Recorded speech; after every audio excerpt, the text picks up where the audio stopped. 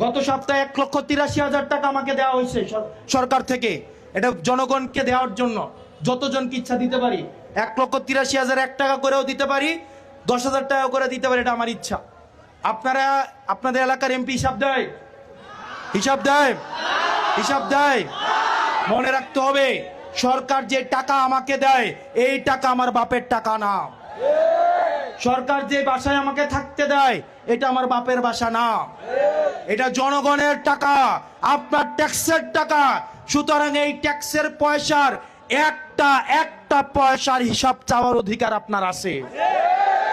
সবাই এখানে আপনারা যারা আছেন প্রত্যেকটা 300টা আসনের প্রত্যেকটা এমপির কাছে 1 পয়সা করে আপনারা হিসাব চাইবেন।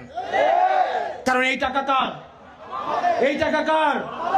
আপনার বাবার টাকা, আপনার বাবার শ্রমে ঘামের টাকা, সিএনজি ওয়ালার টাকা, রিক্সাওয়ালার টাকা, বর্জুয়ার টাকা, ব্যবসায়ীর টাকা। এই টাকার হিসাব কোনো বিলাসিতার জন্য না, এই টাকা দেওয়া হয়েছে আপনাদের জন্য। সুতরাং আপনারা সেটাকে বুঝে নিতে হবে। এটার নামই হচ্ছে জনতার হাতে ক্ষমতা।